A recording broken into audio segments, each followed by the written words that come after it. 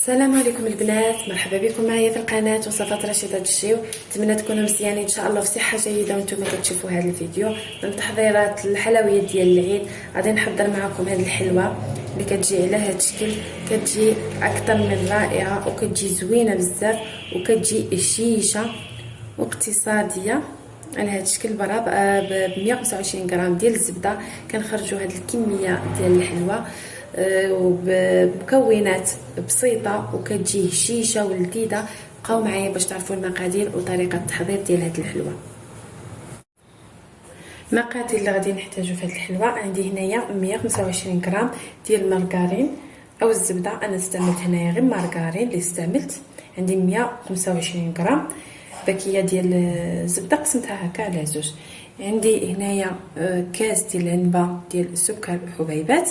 انا كانت عندي شويه السكر شويه غليظه، سنيده كانت عندي شويه غليظه طحنتها هكا واحد شويه. الا كانت عندكم رقيقه بلاش.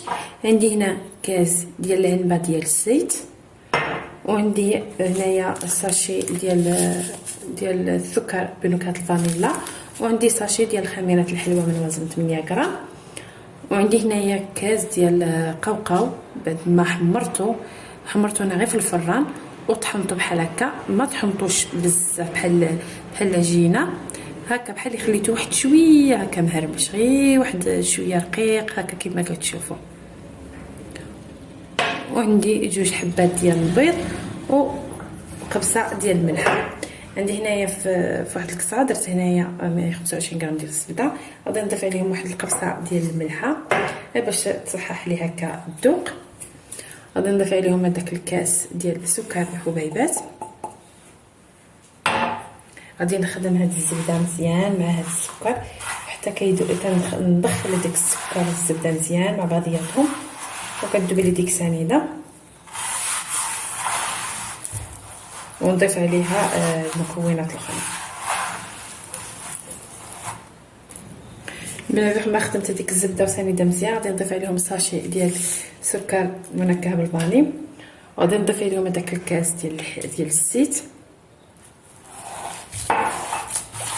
غادي نخلطهم هكا، ندخل هذيك الزيت مزيان مع الزبده. عاد نضيفوا البيض، دائما كنضيفوا الزيت الاول عاد نضيفوا البيض. نخدموا ديك الزيت مزيان حتى ما تبقى لناش هكا الزيت، وندخلوها مزيان مع الزبده عاد نضيفوا البيض. صافي دخلت ديك الزيت مزيان هكا، غادي نضيف دابا هذوك جوج حبات ديال البيض.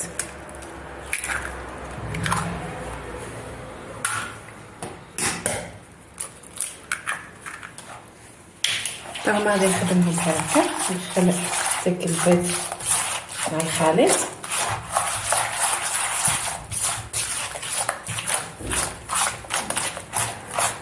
بحال هكا. غادي نضيف عليهم هذاك القوقاو، كاس ديال القوقاو بعد ما حمرته وفي الفران وهرمشته على هذا الشكل.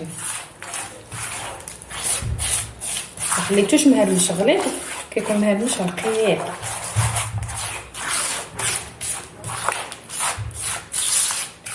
صافي بعد ما دخلته بحال هكا غادي نضيف دابا الدقيق تدريجيا. في الاول ما ذكرتش معكم الدقيق. غادي نضيف هنايا الدقيق وانا كنضيف شويه بشويه حتى كتحصل على واحد العجينه تكون رطبه ماشي قاصحه. دائما عجينه ديال الحلوه ما نقصحوهاش، دائما كنخليوها هكا شويه رطبه باش تجي لنا الحلوه شيشه ما تجيناش قاصحه. غادي نضيف هنايا ساشي ديال خميره الحلوه من وزن 8 غرام او 7 غرام اللي عندكم. صافي ونبقى نجمع هكا الحلوه ديالي على هذا الشكل كما كتشوفوا. ما كنعجنهاش، كنجمعها غير هكا بالاطراف ديال الاصابع على هذا الشكل كما كتشوفوا. وانايا كنزيد الطحين شويه بشويه.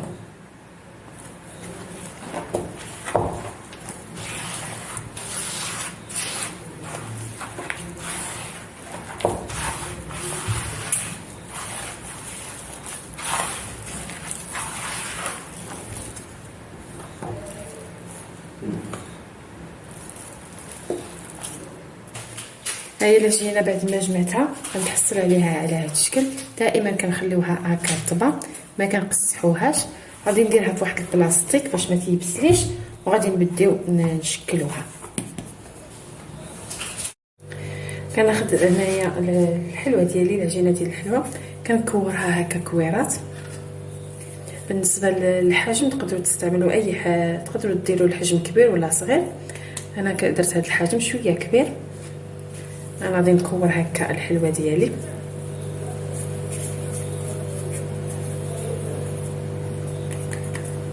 بهذا الشكل. كناخذ هنايا هاد الطابع على هذا الشكل. تقدروا تستعملوا اي طابع عندكم. كنديروا هكا فواحد شويه ديال الطحين باش ما يتلصقش مع الحلوه صافي. وكنطبع هكا الحلوه ديالي بحال هكا. في هذا الاثناء راني شعلت الفران وخليته سخن مزيان حتى يسخن لي مزيان الفران صافي. وكندخل الحلوه ديالي وكنقص هكا النار. ملي ندخلوا الحلوه كنقصوا الفران، كنديروا على نار مهيله حتى كتحمر لي الطيب لي الحلوه وكتحمر. وكنهودها واحد شويه لتحت صافي، غير كتاخذ واحد اللون هكا مذهب صافي. وكنخرجوها.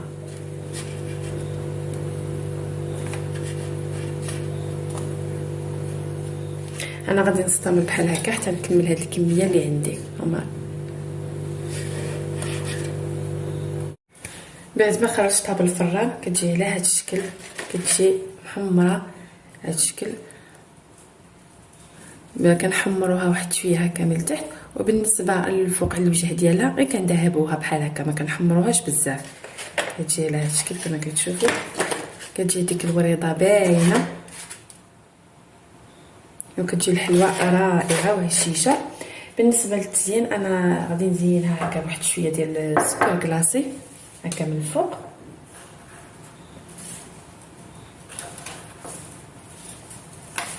غادي ندردر عليها هكا واحد شويه سكر كلاصي من الفوق على هذا الشكل.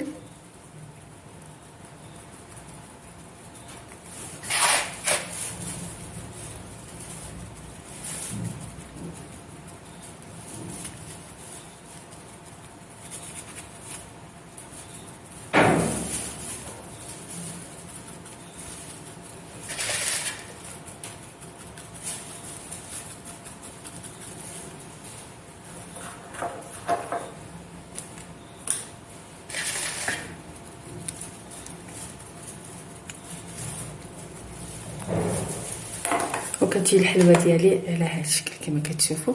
كيجي المنظر ديالها زوين صافي. انا غادي نستمر بحال هكا تنكمل ديك الكميه اللي عندي كامله. هذا هو الشكل النهائي ديال الحلوه ديالي بعد ما ساليتها. كتجي على هذا الشكل، كتجي المنظر ديالها زوين وكتجي هشيشه وكتجي رائعه. نتمنى تجربوها وتنال الاعجاب ديالكم.